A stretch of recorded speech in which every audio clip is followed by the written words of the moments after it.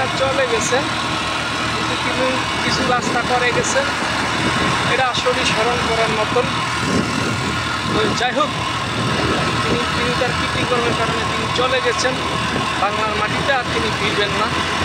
তিনি সাকসেস হয়ে গেছেন। তিনি তার বাবার হত্যাকারীদের, তার পরিবার হত্যাকারীদের বিচার তিনি করে দেশ থেকে গেছেন। তিনি এসেছিলেন তাদের বিচার করার জন্য, বিচার করে তিনি গেছেন। এখন আমরা যে রাস্তা দিয়ে চলতেছি, 2 মাস সরকার আমল করা হয়েছিল, এই এলিফ্যান্ট রোড দিয়ে আমি এখন নেমে যাচ্ছি।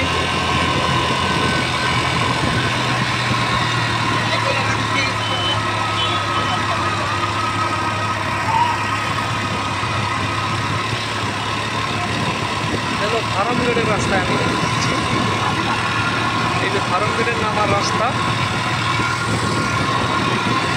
এটাতে